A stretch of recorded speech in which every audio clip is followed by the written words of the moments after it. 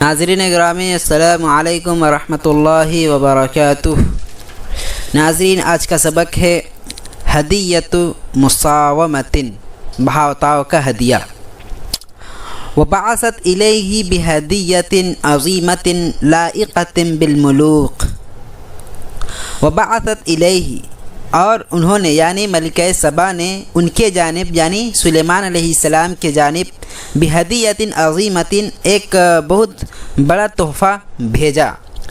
انہوں نے بھیجا لائقۃ بالملوک یعنی بادشاہوں کے لائق، یعنی ایسا تحفہ جو کہ بادشاہوں کے لائق ہو، بادشاہوں کے لیے مناسب ہو۔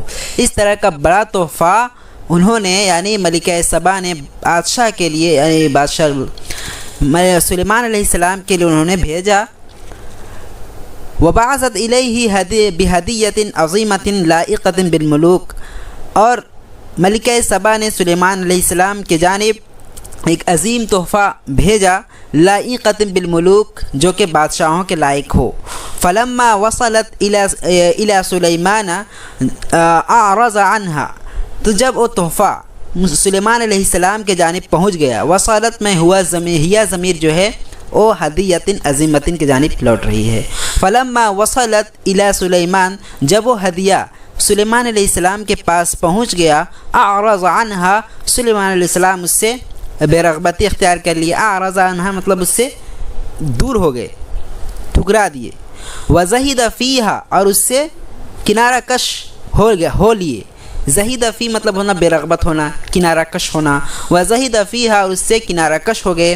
وقال، اور فرمایا، اتساوموننی، کیا تم مجھ سے بھاؤ تاؤ کر رہی ہے، بمال، ایسے مال کے ذریعے، لأترککم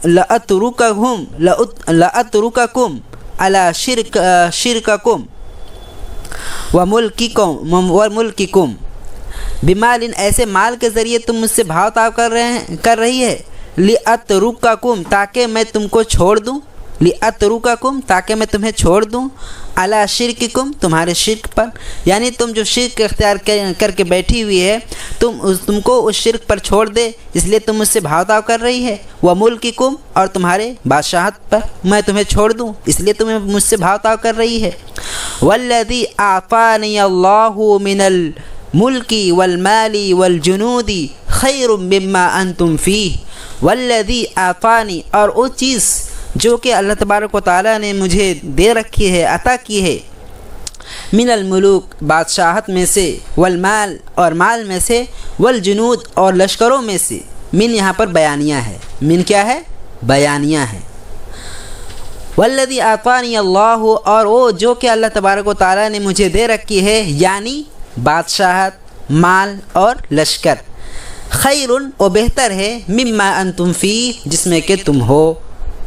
والامر جد لیس بہزل، اور معاملہ جو ہے، جدن کا مطلب ہوتا ہے سنگین، جدن کا مطلب سنگین، اور معاملہ سنگین ہے، لیس بہزل، کوئی ہنسی مذاق نہیں ہے۔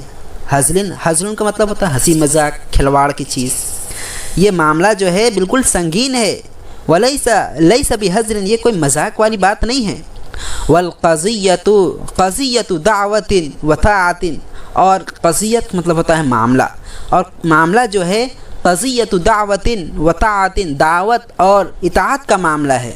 لیس قضیۃ مساومۃ، یہ بھاؤ تاؤ کا معاملہ نہیں ہے۔ لیست، یہ معاملہ، لیست میں ہیا ضمیر قضیہ، اور یہ معاملہ جو ہے قضیۃ مساومۃ، بھاؤ تاؤ کا معاملہ نہیں ہے۔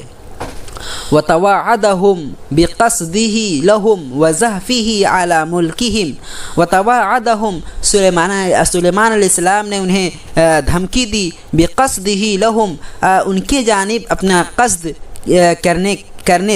کرنے کا، یعنی قصد مطلب ارادہ کرنا، یعنی لشکروں کے ذریعے میں تمہارے جانب آؤں گا، اس بات پر انہوں نے سلیمان علیہ السلام نے انہیں دھمکی دی۔